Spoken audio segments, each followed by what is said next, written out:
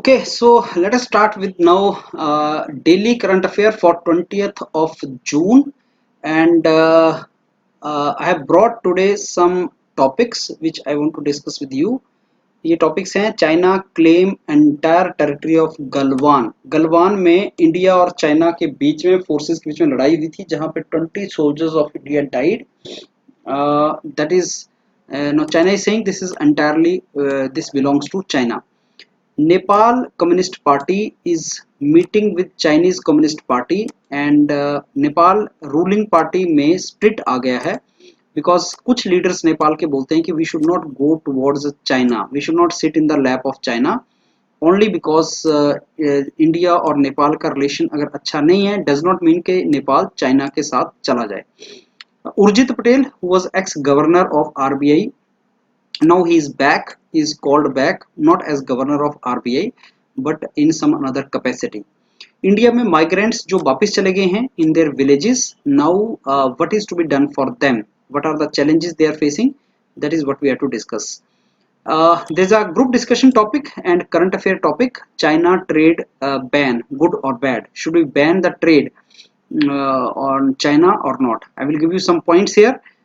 Why banning the trade is not a solution.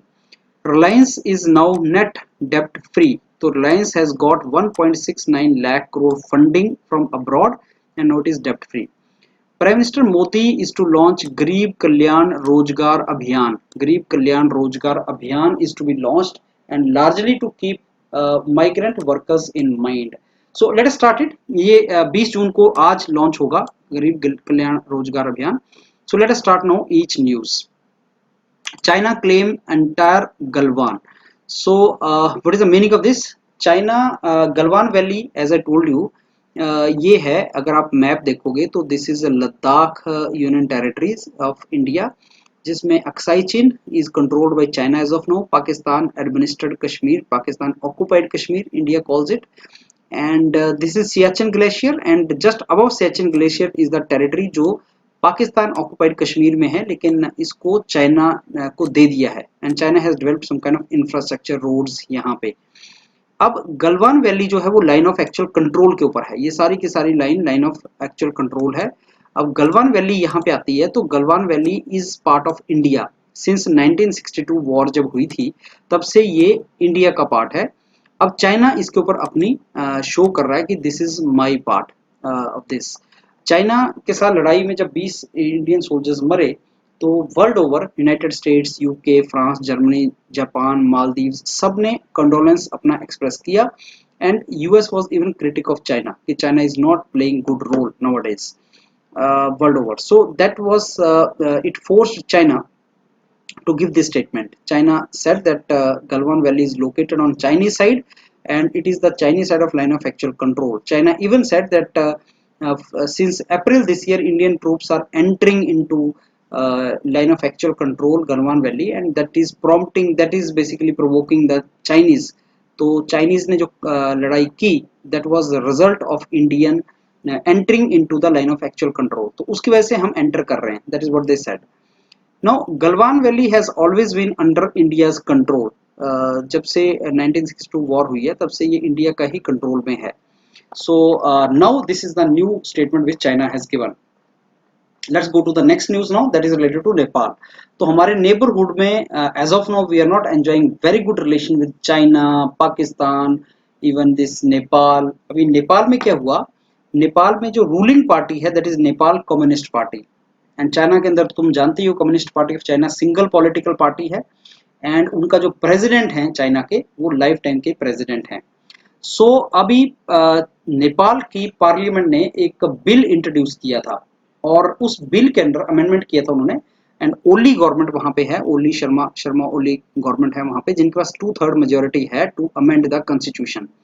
तो उन्होंने constitution amend करके नया मैप एक निकाला नेपाल का जिसमें काला पानी, लिपू लेक एंड लिम्पियाधुरा, लिपू लेक एंड काला पानी, इनको नेपाल की टेरिटरी डिक्लेयर किया. और ये तीनों टेरिटरी जो हैं वो इस जगह पे हैं. This is the part of Nepal जो उत्तराखंड का डिस्ट्रिक्ट है. लिपू लेक एक पास है जिसके थ्रू होके पिलग्रिम्स जो हैं वो कैलाश मानसरोवर की ट्रिप पे जाते हैं। और लिपू लेक के एक तरफ तिब्बत ऑटोनोमस रीजन है, दूसरी तरफ नेपाल है और तीसरी तरफ उत्तराखंड इंडिया है। तो नेपाली saying के Kalapani, Lipu Lekh and Limpiyadhura, these are basically in Nepal territory. ये नया उन्होंने मैप निकाला। अब आज की न्यूज ये है कि रिसेंटली अभी वीडियो कॉन्फ्रेंसिंग के through communist party of China and Nepal communist party के बीच में एक वीडियो कॉन्फ्रेंसिंग हुई, जो headed by deputy prime minister Pokhriyal of Nepal ने उसको हेड किया। एंड इसमें discussion as per them was governance and corruption, कि चाइनीज कम्युनिस्ट पार्टी से अब हमें सीखने को मिल रहा है गवर्नेंस करनी कैसे है। कुछ लीडर जो national this Nepal communist party के जो लीडर्स हैं, they are not in favour of that. They say that India और चाइना के रिलेशन अगर अभी अच्छे नहीं है, डज नॉट मीन कि तुम चाइना की गोद में जाके बैठ जाओ। Going to the lap of China just because we have problem with government of India is neither wise nor the policy of our party. So that is something which is not good. And discussing about issues like governance and corruption shows the bankruptcy of the mind of Nepalis. That is what they said कि China से हमें क्या सीखना है। ये सारी story start हुई जब last year Chinese president Xi Jinping Nepal आए और अक्टूबर में, और उन्होंने दिस नेपाल कम्युनिस्ट पार्टी के कैडर्स के साथ मिलके उन्होंने एक इंस्टीट्यूशनल एक रिलेशन सेटअप किया between Nepal communist party and communist party of China. Communist party जो चाइना में है सिंगल पॉलिटिकल पार्टी है वहां पे, तो इनके बीच में एक उन्होंने सेटअप किया इंस्टीट्यूशनल सिस्टम, जिससे ये एजुकेट करेंगे, ट्रेन करेंगे अपने मेंबर्स को, और एक फ्रेमवर्क जी का विजन नेपाली प्रेसिडेंट जो हैं, sorry Chinese president Xi Jinping उनके विजन को शेयर करेंगे। That is what they said. So this is all was discussed. So Nepal is getting close to China, and Nepal is basically going. Nepal Communist Party is going close to Communist Party of China. That is something which is not good for India. But even Nepali जो leaders हैं, they are not in favor of this. तो अगर इस news में से question आना होगा तो एक तो क्वेश्चन ये आएगा कि कौन सी टेरिटरी नेपाल के साथ इंडिया की अभी उसमें कंफ्लिक्ट में है। तो कौन सी टेरिटरी को उन्होंने अपना पार्ट दिखाया है, ये तीन जगह आपको पता होनी चाहिए। कौन सी पार्टी अभी पावर में है नेपाल के अंदर, that question can come. Who is the prime minister and president of Nepal, and पिछले क्लास में ऑलरेडी डिस्कस कर चुका हूँ उसके lower house and upper house को क्या बोलते हैं। These things I have already discuss with you, right? Now Urjit Patel is back. There is a next news. Urjit Patel was earlier the governor of Reserve Bank of India. Then he resigned and went back. Now he is called as chairman of National Institute of Public Finance and Policy. That is the main economic think tank of India. So National Institute of Public Finance and Policy was created by Ministry of Finance and Planning Commission. Now the name of Planning Commission has been changed to Niti Aayog since 2014 when Modi government came to power. So this body NIPFP, National Institute of Public Finance and Policy, it is non-government character, and it is into research of public policies, and it advises the central government as well as states. Earlier Vijay Kalkar was the basically bureaucrat or chairman of this group, this particular body, National Institute of Public Finance and Policy, and now Urjit Patel is made for 4 years the chairman of this. Urjit Patel left RBI and went back to US when government during election wanted to make huge spending into the country in various government schemes, and he was not in favor of that. तो RBI से पैसे लेके government schemes start करनी है election year में, that was what government wanted, but he did not agree to that and he went back. Now what the migrant worker require, how can we help migrant workers? Migrant worker largely कुछ states हैं जहां से maximum workers हैं। उत्तर प्रदेश, बिहार दो states हैं जिनके maximum worker all over India जाके काम करते हैं। Then Chhattisgarh, Jharkhand, Odisha, Rajasthan, these are the states. So 6 states are there which have maximum migrant workers. They work in the field like construction, factories, domestic work they do, textile, ईंटों के भट्टे, brick किल जिसको बोलते हैं, transport, agriculture. तो majority जो migrant है वो इन डोमेन्स में जाके काम करते हैं। अब इन वर्कर्स के बारे में बात हमने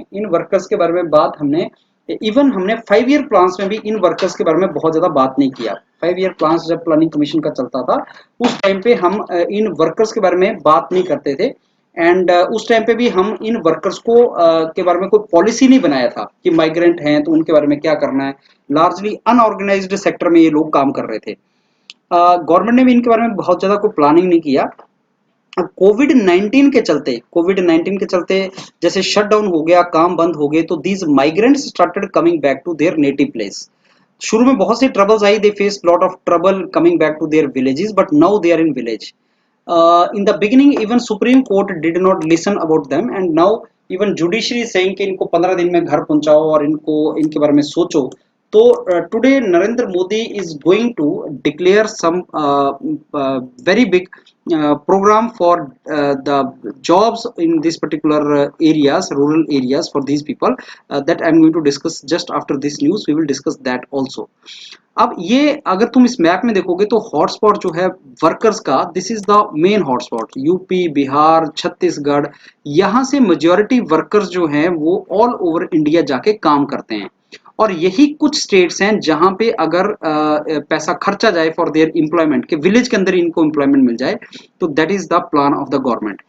देखो, इसको अगर हम migrant workers, if we provide some kind of रोजगार या some kind of employment to these migrants in their village, उसके 2-3 बेनिफिट होंगे। एक, कि इससे इनको काम मिल जाएगा इनके अपने घर में, तो they will be safe there. Second, rural infrastructure develop हो जाएगा। नंबर 3, कुछ सिटीज या कुछ शहर ऐसे हैं जैसे दिल्ली है, बॉम्बे है, जिनके ऊपर बहुत ज्यादा पॉपुलेशन प्रेशर है कि माइग्रेंट्स अगर उन शहरों में रहेंगे तो वो शहरों में भी इंफ्रास्ट्रक्चर डेवलप करना मुश्किल है। तो ये 3 बेनिफिट्स हमें वहां से हो जाएंगे अगर इन माइग्रेंट्स को हम कंट्रोल कर पाए, इनको वहीं पे इनके गांव में एम्प्लॉयमेंट दिलवा पाए। So that is what they we are planning for that. तो this is now what is to be done for these migrant workers. Now in rural areas में इनके पास कैसे काम क्रिएट करना है, उसी का गवर्नमेंट इज प्लानिंग के how we are to provide them work so that rural infrastructure is also developed और इनको एम्प्लॉयमेंट मिल जाए। अब अगर हमसे को पूछे कि which is the main law dealing with migrant workers, then this law you need to remember, interstate migrant workmen regulation act 1979, इसको रटो। this you need to rote memorize this particular law, this particular legislation, interstate migrant worker regulation act 1979. This is related to their jobs. Obviously the welfare things of migrant workers are mentioned under occupational safety, health and working condition codes, which is under occupational safety and health act. I will discuss that later on, लेकिन ये main law है which you are to memorise.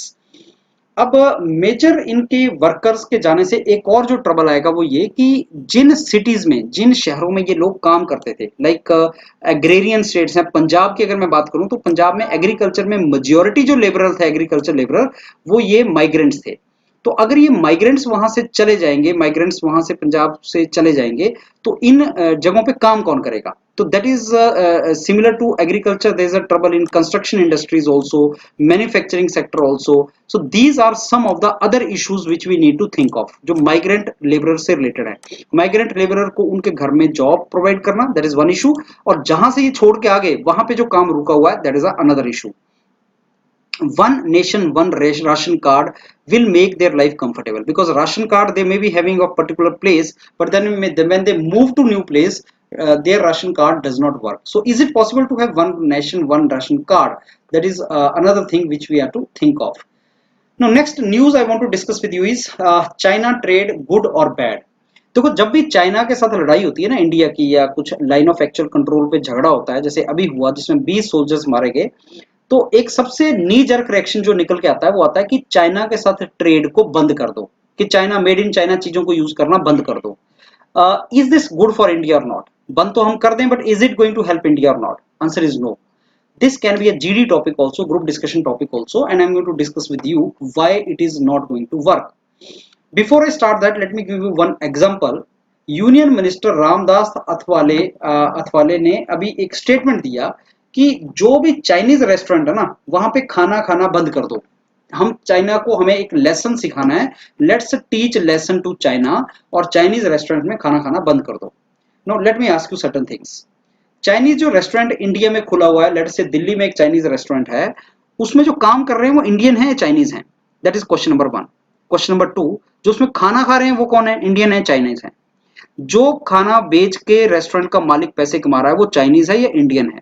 जो वहां पे employment जिनको मिल रहा है, जिनको खाना मिल रहा है, जिनको सैलरीज मिल रही हैं, जिनको प्रॉफिट मिल रहा है, वो सारे कौन लोग हैं? जिसको वो टैक्स दे रहे हैं वो कहाँ पे टैक्स जा रहा है, गवर्नमेंट ऑफ इंडिया को जा रहा है या चाइना को जा रहा है? तो भाई जब वहां पे चाइनीज रेस्टोरेंट में कोई लेना देना नहीं है चाइना से, तो उसको बंद करके क्या फायदा होगा? And this kind of things actually we need to analyse, कि चाइना के साथ अगर बॉर्डर पे लड़ाई हो गई और तुमने चाइनीज रेस्टोरेंट बंद कर दिया, this is the typical example what we should not do. This is a typical example जिससे कोई फायदा नहीं होना है लेकिन लॉस हो जाएगा। Now I will give you 6 reasons why trade with China should not be banned or should not be reduced. And I will also tell you that border issues जो हैं, border dispute जो हैं, उनको trade के साथ confuse या mix नहीं करना चाहिए। Border dispute को resolve करना है, उसके तरीके अलग हैं। Trade को grow करवाना है, उसका तरीका अलग है। Already recession चला है, trade अगर तुम और ban कर दोगे तो यार employment कहाँ से मिलेगी? Now what are the 6 reasons? सबसे पहला रीजन, कंफ्यूजन कहां से आता है? कंफ्यूजन आता है ट्रेड डेफिसिट से। इकोनॉमी में दो टर्म्स हैं, trade deficit and trade surplus. Trade deficit क्या होता है कि अगर सपोज इंडिया किसी कंट्री में जो एक्सपोर्ट कर रहा है, और जो कंट्री इंडिया को एक्सपोर्ट कर रही है, सपोज इंडिया ने 1 करोड़ रुपए का एक्सपोर्ट किया सामान, और उस कंट्री ने इंडिया को 10 करोड़ रुपए का सामान एक्सपोर्ट किया, तो उसने हमें ज्यादा एक्सपोर्ट किया, हमने उसको कम एक्सपोर्ट किया। इसको ट्रेड डेफिसिट बोल देते हैं बड़े रफ लैंग्वेज में, कि हमने जो ट्रेड किया तो वो हमें ज्यादा ट्रेड दे रहा है, वो हमारी तरफ को ज्यादा ट्रेड कर रहा है, हम उसकी तरफ को ट्रेड कम कर रहे हैं, इसको ट्रेड डेफिसिट बोलते हैं। लेकिन अगर इंडिया ट्रेड ज्यादा कर रहा है उस कंट्री को, तो उसको ट्रेड सरप्लस बोलते हैं, और ये इंपोर्ट एक्सपोर्ट दोनों को जोड़ के देखा जाता है। नाउ चाइना के साथ we are in trade deficit, that means जो सामान हम चाइना से लेते हैं एज कंज्यूमर, और जो सामान चाइना हमसे लेता है एज कंज्यूमर, तो चाइना हमें ज्यादा देता है और हम चाइना को सामान कम देते हैं, that is called trade deficit. Now, trade deficit does not mean, and listen this line carefully, trade deficit does not mean कि China is in benefit and India is in loss. ये पहले दिमाग से निकालना है। मैं 25 टॉप 25 कंट्रीज के यहाँ डिस्कस करता हूँ आपको के साथ केस स्टडी, जिनमें कुछ कंट्रीज ऐसी हैं जिनके साथ हमारा ट्रेड सरप्लस है। उनमें यूएस, यूके, नीदरलैंड कंट्रीज हैं, कि यूएस के साथ हमारा ट्रेड सरप्लस है, मतलब हम वहां पे ज्यादा चीज बेचते हैं और यूएस हमें कम सामान बेचता है।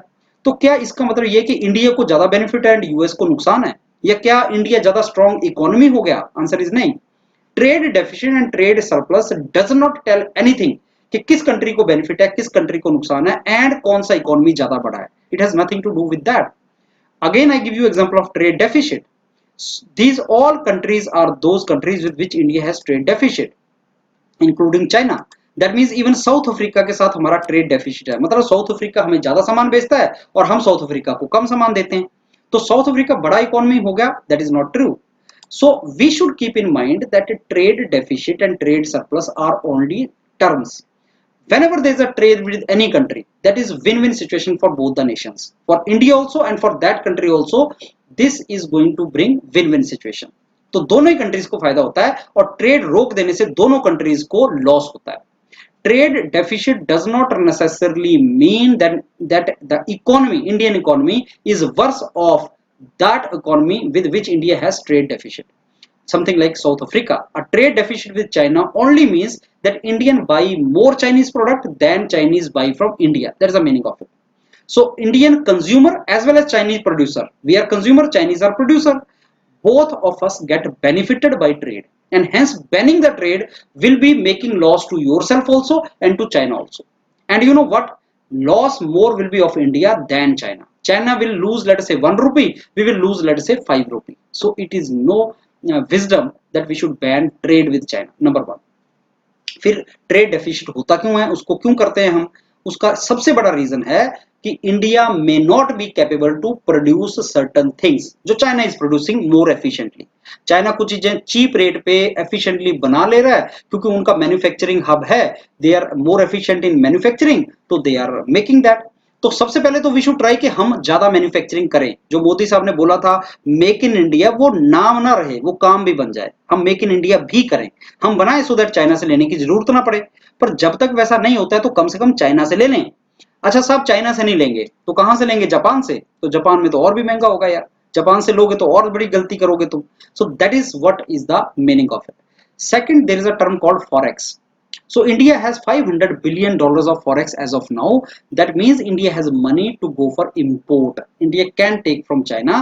So why we should not take cheap and efficient things from China when we can take it? These are the reason that China से हम trade करते हैं, and that is not basically trouble for us. Now what is the second reason? Second reason is if we will ban trade with China, it will hurt Indian poor rather than rich people in India.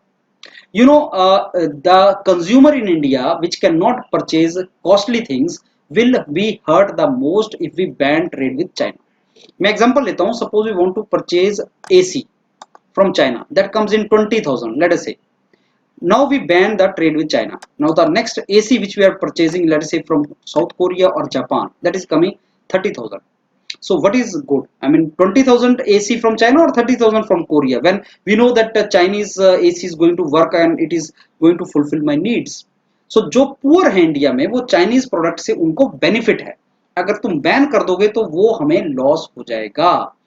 Third is the Chinese ban on trade with China will affect Indian business people and producer and exporter. देखो अगर हमें लगता है कि China से हम finished product ही उठाते हैं जो फाइनली बिकता है, देन इट इज रॉन्ग. बहुत से हमारे बिजनेसेस ऐसे हैं जो चाइना से रॉ मटेरियल लेते हैं, फिर उसका फिनिश्ड प्रोडक्ट बनाते हैं और फिर वो वर्ल्ड ओवर बेचते हैं. मैं एक एग्जांपल लेता हूं, सपोज मेरा स्पेयर पार्ट्स का बिजनेस है, I am selling spare parts to automobile company all over world, but to make that spare part I am taking plastic from China. Then China is supplying me raw material and I am making the finished product of that sitting in India and selling it world over and getting benefited. तो मेरा export उसके ऊपर depend करता है कि मैं China से जो रॉ मटेरियल ले रहा हूं. अब आपने चाइना के साथ बैन कर दिया ट्रेड, तो मेरे को प्लास्टिक नहीं मिलेगा, प्लास्टिक नहीं मिलेगा तो मैं स्पेयर पार्ट्स बनाऊंगा कैसे, and I can not sell it world over. So there is a loss to the Indian businessman and Indian producers who depend upon Chinese raw material. So that is a loss to them. So it is not good thing to ban Chinese product as of now when we take so many things from China. Fourth point is very relevant point. हम China को we want to teach China a lesson. Ban कर दो trade, भाई China ने हमारे साथ लड़ाई कर दी, ट्रेड बैन कर दो. इससे क्या होगा सर? चाइना को नुकसान हो जाएगा. Late me give you statistics. If we ban trade with China, China is going to lose 3% of its export and less than 1% of its import. But India is going to lose 5% of its export and 14% of its import. तो देखो जरा नुकसान किसको ज्यादा है, China को या India को? So when India is going to suffer more, is there any wisdom in banning the trade with China? Let's go for fifth point. India will lose the credibility in the world market. There is something which is called foreign investment. हम बोलते हैं कि foreign countries आए, foreign companies आए, India में investment करें. हमने Chinese company India में बुला ली, अब हमने बैन कर दिया ट्रेड, अब चाइनीज को वापस भेज दिया. डोंट यू थिंक के फ्यूचर में कोई भी इन्वेस्टर आपके पास नहीं आएगा? There is a body called World Trade Organization, अगर आपने सुना हो. वर्ल्ड ट्रेड ऑर्गेनाइजेशन का काम ही होता है फ्री एंड फेयर ट्रेड करवाना. लेकिन अगर तुम ट्रेड को फ्री एंड फेयर नहीं करने दोगे तो तुम्हारा क्रेडिबिलिटी नीचे जाता है. कोई भी foreign investor is not going to invest in your nation if you do that. Again if you somebody thinks कि let's increase the import duty, Chinese product के ऊपर इंपोर्ट ड्यूटी इतनी बढ़ा दो कि चाइनीज अपना प्रोडक्ट डंप ना कर सके, तो don't you think China will also increase the import duties on your product? And World Trade Organization as I told you is not going to accept it. तो आज की डेट में देखो trade is open and that is a good thing, that is not a bad thing. चाहे आपकी China के साथ लड़ाई है चाहे नहीं है, आपका ट्रेड को रोक देना is not a solution. Then sir what should be done? Let me give you solution.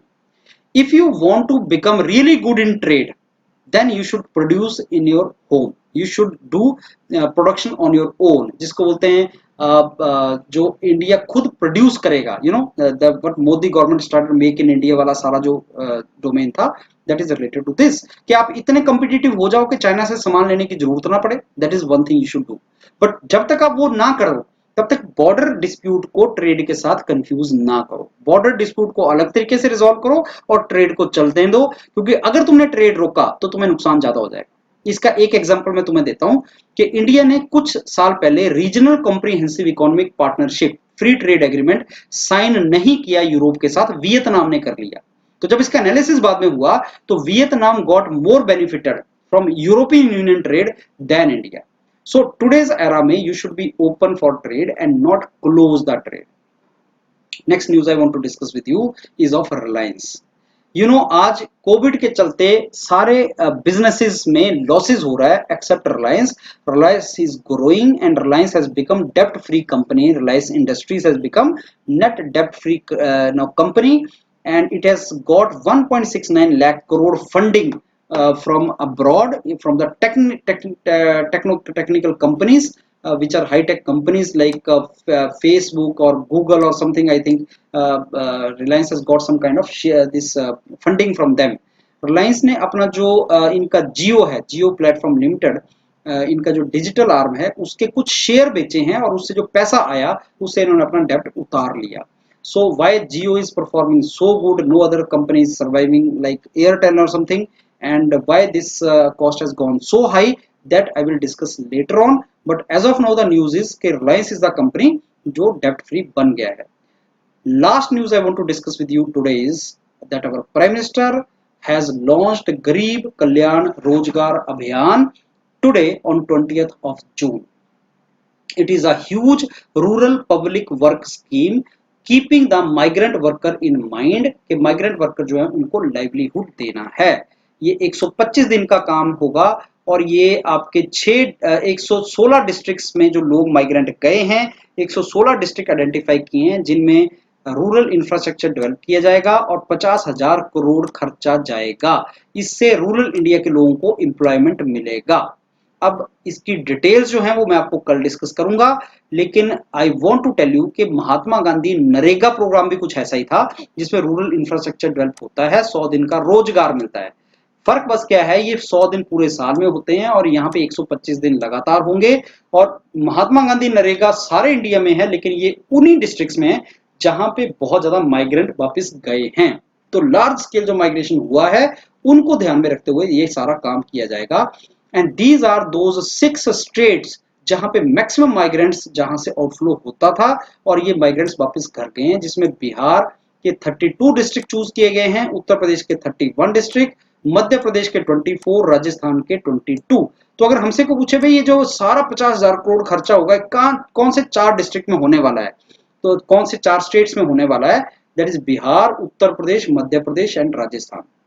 इसके अलावा उड़ीसा एंड झारखंड। तो 116 districts are identified and 27 among them are aspirational districts. अब ये एस्पिरेशनल डिस्ट्रिक्ट क्या है ये मैं आपके साथ बाद में नेक्स्ट क्लास में डिस्कस करूंगा। नेक्स्ट इसको कल जो डिस्कस करूंगा और इसका गरीब कल्याण रोजगार अभियान इसको बहुत डिटेल में मैं आपके साथ शेयर करूंगा, what is the meaning of this. तो I hope now this couple of news which I have discussed with you are making sense to you। तो करते रहिए, इसको रिवाइज करते रहिए। हर news is related to the previous news. तो within 1 month I think your level of current affair should shoot up and आपको सारे पॉइंट्स का एक लिंक जैसा बनना स्टार्ट हो जाएगा। Thank you.